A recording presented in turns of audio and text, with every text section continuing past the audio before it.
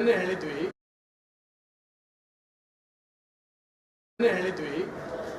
ವಿಧಾನಸಭೆ ಒಳಗಡೆ ಚರ್ಚೆಯಲ್ಲಿ ನಾನು ಇದನ್ನ ಹೇಳಿದ್ದೆ.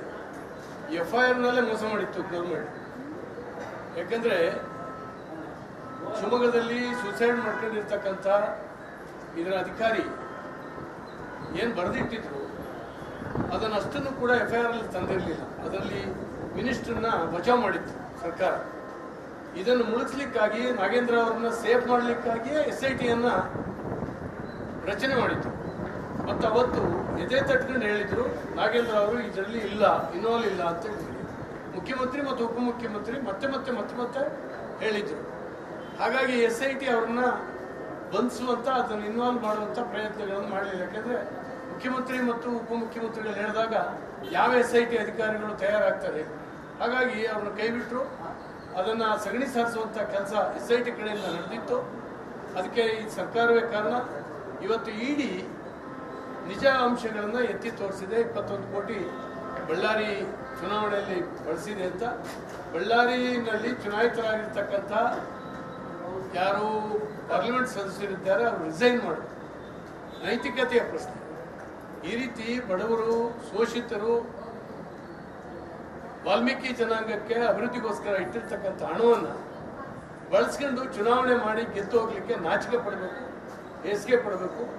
ಇದು ಕಾಂಗ್ರೆಸ್ಸಿನ ನೀಚತನದ ಪರಮಾವಧಿ. ಇದನ್ನು ಮಾಡಿದ್ದಾರೆ. ಇನ್ನೂ ಅನೇಕ ಹಗರಣಗಳು ಬಯಲಿಗೆ ಬರ್ತಾ ಇದ್ದಾವೆ. ಮೂಢ ಹಗರಣ ಬಯಲಿಗೆ ಬರ್ತಾ ಇದೆ. ಕೇವಲ 1.5 ವರ್ಷದ ಒಳಗಡೆ ಇಷ್ಟೊಂದು ಡಿಫೇಮ್ ಆಗಿರ್ತಕ್ಕಂಥ ಒಂದು ಗೌರ್ಮೆಂಟ್ ಕರ್ನಾಟಕ ಇತಿಹಾಸದಲ್ಲಿ ಫಸ್ಟ್ ಟೈಮ್. ಹಾಗಾಗಿ ಈ ಸರ್ಕಾರ ಒಂದೊಂದು ದಿನ ನಡೆದಷ್ಟಕ್ಕೂ ಕೂಡ ಒಂದೊಂದು ಅಪಾಯ ಸಂಭವಿಸ್ತಾ ಇದೆ ಕರ್ನಾಟಕಕ್ಕೆ. ಕರ್ನಾಟಕ ಜನರ ದೃಷ್ಟಿಯಿಂದ ಈ ಸರ್ಕಾರ ತೊಲಗಬೇಕು ಮತ್ತು ಮುಖ್ಯಮಂತ್ರಿಗಳು ತೊಲಗಬೇಕು.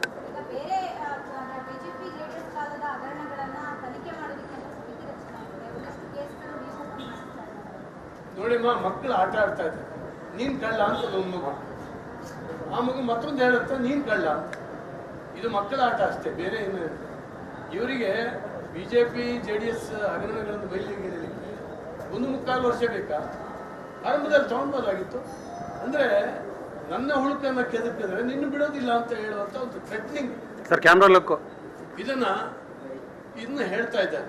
ಹಾಗಾಗಿ ಇವತ್ತು ಈ ಸರ್ಕಾರ ತನ್ನನ್ನು ಬಚಾವ್ ಮಾಡ್ಕೊಳ್ಳಲಿಕ್ಕೆ ಏನ್ ಬೇಕಾದ್ರೂ ಹೇಳ್ತಾ ಇದೆ.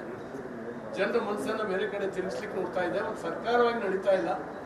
ಯಾಕಂದ್ರೆ ನಿಮ್ಗೆಲ್ಲ ಗೊತ್ತಿದೆ, 0 ಡೆವಲಪ್ಮೆಂಟ್ ವರ್ಷ ಆಯಿತು.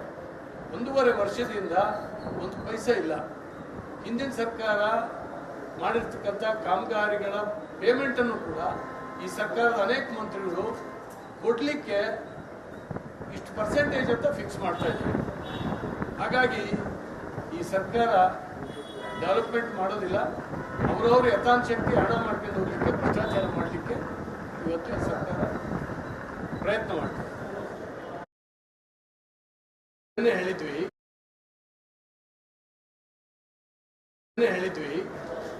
ವಿಧಾನಸಭೆ ಒಳಗಡೆ ಚರ್ಚೆಯಲ್ಲಿ ನಾನು ಇದನ್ನ ಹೇಳಿದ್ದೆ. FIR ನಲ್ಲೇ ಮೋಸ ಮಾಡಿತ್ತು ಗೌರ್ಮೆಂಟ್. ಯಾಕಂದ್ರೆ ಶಿವಮೊಗ್ಗದಲ್ಲಿ ಸೂಸೈಡ್ ಮಾಡ್ಕೊಂಡಿರ್ತಕ್ಕಂಥ ಇದರ ಅಧಿಕಾರಿ ಏನು ಬರೆದಿಟ್ಟಿದ್ರು ಅದನ್ನಷ್ಟನ್ನು ಕೂಡ FIR ಅಲ್ಲಿ ತಂದಿರಲಿಲ್ಲ. ಅದರಲ್ಲಿ ಮಿನಿಸ್ಟರ್ನ ಬಚಾವ್ ಮಾಡಿತ್ತು ಸರ್ಕಾರ. ಇದನ್ನು ಮುಳುಗಿಸ್ಲಿಕ್ಕಾಗಿ ನಾಗೇಂದ್ರ ಅವರನ್ನ ಸೇಫ್ ಮಾಡಲಿಕ್ಕಾಗಿಯೇ SITಯನ್ನ ರಚನೆ ಮಾಡಿತ್ತು. ಮತ್ತು ಅವತ್ತು ಎದೆ ತಟ್ಕೊಂಡು ಹೇಳಿದ್ರು ನಾಗೇಂದ್ರ ಅವರು ಇದರಲ್ಲಿ ಇಲ್ಲ, ಇನ್ವಾಲ್ವ್ ಇಲ್ಲ ಅಂತ ಹೇಳಿದ್ರು. ಮುಖ್ಯಮಂತ್ರಿ ಮತ್ತು ಉಪಮುಖ್ಯಮಂತ್ರಿ ಮತ್ತೆ ಹೇಳಿದ್ರು. ಹಾಗಾಗಿ SIT ಅವ್ರನ್ನ ಬಂಧಿಸುವಂತ ಅದನ್ನು ಇನ್ವಾಲ್ವ್ ಮಾಡುವಂತ ಪ್ರಯತ್ನಗಳನ್ನು ಮಾಡಲಿಲ್ಲ. ಯಾಕೆಂದ್ರೆ ಮುಖ್ಯಮಂತ್ರಿ ಮತ್ತು ಉಪಮುಖ್ಯಮಂತ್ರಿಗಳು ಹೇಳಿದಾಗ ಯಾವ SIT ಅಧಿಕಾರಿಗಳು ತಯಾರಾಗ್ತಾರೆ. ಹಾಗಾಗಿ ಅವ್ರನ್ನ ಕೈಬಿಟ್ರು. ಅದನ್ನ ಸಗಣಿ ಸಾರಿಸುವಂತ ಕೆಲಸ SIT ಕಡೆಯಿಂದ ನಡೆದಿತ್ತು. ಅದಕ್ಕೆ ಈ ಸರ್ಕಾರವೇ ಕಾರಣ. ಇವತ್ತು ಇಡಿ ನಿಜ ಅಂಶಗಳನ್ನು ಎತ್ತಿ ತೋರಿಸಿದೆ. 21 ಕೋಟಿ ಬಳ್ಳಾರಿ ಚುನಾವಣೆಯಲ್ಲಿ ಬಳಸಿದೆ ಅಂತ. ಬಳ್ಳಾರಿನಲ್ಲಿ ಚುನಾಯಿತರಾಗಿರ್ತಕ್ಕಂಥ ಯಾರು ಪಾರ್ಲಿಮೆಂಟ್ ಸದಸ್ಯರಿದ್ದಾರೆ ಅವರು ರಿಸೈನ್ ಮಾಡೋದು ನೈತಿಕತೆಯ ಪ್ರಶ್ನೆ. ಈ ರೀತಿ ಬಡವರು, ಶೋಷಿತರು, ವಾಲ್ಮೀಕಿ ಜನಾಂಗಕ್ಕೆ ಅಭಿವೃದ್ಧಿಗೋಸ್ಕರ ಇಟ್ಟಿರ್ತಕ್ಕಂಥ ಹಣವನ್ನು ಬಳಸ್ಕೊಂಡು ಚುನಾವಣೆ ಮಾಡಿ ಗೆದ್ದು ಹೋಗ್ಲಿಕ್ಕೆ ನಾಚಿಕೆ ಪಡಬೇಕು, ಹೇಸಿಗೆ ಪಡಬೇಕು. ಇದು ಕಾಂಗ್ರೆಸ್ಸಿನ ನೀಚತನದ ಪರಮಾವಧಿ. ಇದನ್ನು ಮಾಡಿದ್ದಾರೆ. ಇನ್ನೂ ಅನೇಕ ಹಗರಣಗಳು ಬಯಲಿಗೆ ಬರ್ತಾ ಇದ್ದಾವೆ. ಮೂಢ ಹಗರಣ ಬಯಲಿಗೆ ಬರ್ತಾ ಇದೆ. ಕೇವಲ 1.5 ವರ್ಷದ ಒಳಗಡೆ ಇಷ್ಟೊಂದು ಡಿಫೇಮ್ ಆಗಿರ್ತಕ್ಕಂಥ ಒಂದು ಗೌರ್ಮೆಂಟ್ ಕರ್ನಾಟಕ ಇತಿಹಾಸದಲ್ಲಿ ಫಸ್ಟ್ ಟೈಮ್ ಇದೆ. ಹಾಗಾಗಿ ಈ ಸರ್ಕಾರ ಒಂದೊಂದು ದಿನ ನಡೆದಷ್ಟಕ್ಕೂ ಕೂಡ ಒಂದೊಂದು ಅಪಾಯ ಸಂಭವಿಸ್ತಾ ಇದೆ ಕರ್ನಾಟಕಕ್ಕೆ. ಕರ್ನಾಟಕ ಜನರ ದೃಷ್ಟಿಯಿಂದ ಈ ಸರ್ಕಾರ ತೊಲಗಬೇಕು ಮತ್ತು ಮುಖ್ಯಮಂತ್ರಿಗಳು ತೊಲಗಬೇಕು.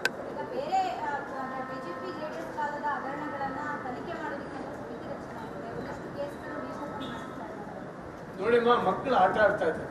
ನೀನು ಕಳ್ಳ ಅಂತ ಒಂದು ಮಗು, ಆ ಮಗು ಮತ್ತೊಂದು ಹೇಳುತ್ತೆ ನೀನು ಕಳ್ಳ ಅಂತ. ಇದು ಮಕ್ಕಳ ಆಟ ಅಷ್ಟೇ, ಬೇರೆ ಏನು. ಇವರಿಗೆ BJP JDS ಹಗರಣಗಳನ್ನು ಬಯಲಿಗೆಳಿಲಿಕ್ಕೆ 1.25 ವರ್ಷ ಬೇಕಾ? ಆರಂಭದಲ್ಲಿ ತಗೊಳ್ಬೋದಾಗಿತ್ತು. ಅಂದರೆ ನನ್ನ ಹುಳುಕನ್ನು ಕೆದಕಿದ್ರೆ ನಿನ್ನ ಬಿಡೋದಿಲ್ಲ ಅಂತ ಹೇಳುವಂಥ ಒಂದು ಥ್ರೆಟ್ನಿಂಗ್ ಸರ್, ಕ್ಯಾಮ್ರಾ ಲುಕ್ ಇದನ್ನ ಹೇಳ್ತಾ ಇದ್ದಾರೆ. ಹಾಗಾಗಿ ಇವತ್ತು ಈ ಸರ್ಕಾರ ತನ್ನನ್ನು ಬಚಾವ್ ಮಾಡ್ಕೊಳ್ಳಲಿಕ್ಕೆ ಏನು ಬೇಕಾದ್ರೂ ಹೇಳ್ತಾ ಇದೆ. ಜನರ ಮನಸ್ಸನ್ನು ಬೇರೆ ಕಡೆ ತಿರುಗಿಸ್ಲಿಕ್ಕೆ ನೋಡ್ತಾ ಇದೆ. ಒಂದು ಸರ್ಕಾರವಾಗಿ ನಡೀತಾ ಇಲ್ಲ. ಯಾಕಂದರೆ ನಿಮಗೆಲ್ಲ ಗೊತ್ತಿದೆ, 0 ಡೆವಲಪ್ಮೆಂಟ್ ವರ್ಷ ಆಯಿತು. 1.5 ವರ್ಷದಿಂದ ಒಂದು ಪೈಸೆ ಇಲ್ಲ. ಹಿಂದಿನ ಸರ್ಕಾರ ಮಾಡಿರ್ತಕ್ಕಂಥ ಕಾಮಗಾರಿಗಳ ಪೇಮೆಂಟನ್ನು ಕೂಡ ಈ ಸರ್ಕಾರದ ಅನೇಕ ಮಂತ್ರಿಗಳು ಕೊಡಲಿಕ್ಕೆ ಇಷ್ಟು ಪರ್ಸೆಂಟೇಜ್ ಅಂತ ಫಿಕ್ಸ್ ಮಾಡ್ತಾ ಇದ್ದಾರೆ. ಹಾಗಾಗಿ ಈ ಸರ್ಕಾರ ಡೆವಲಪ್ಮೆಂಟ್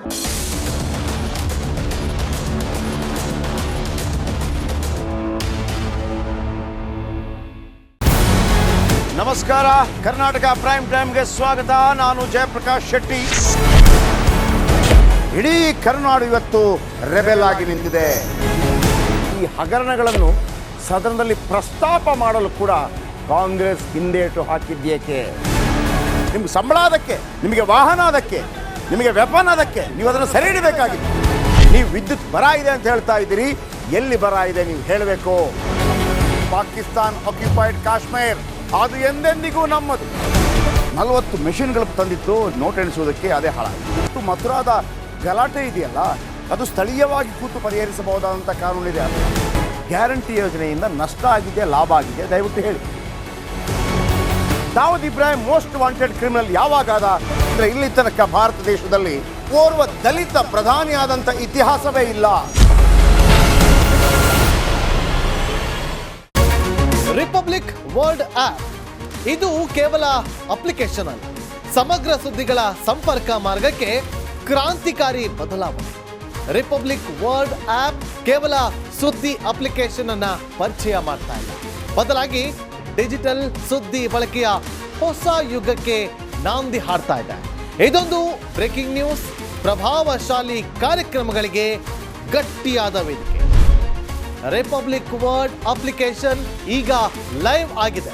ಗೂಗಲ್ ಪ್ಲೇ ಸ್ಟೋರ್ ಮತ್ತು ಆಪಲ್ ಆಪ್ ಸ್ಟೋರ್ ಎರಡರಲ್ಲೂ ಲಭ್ಯವಿದೆ. ಈಗಲೇ ಡೌನ್ಲೋಡ್ ಮಾಡಿ.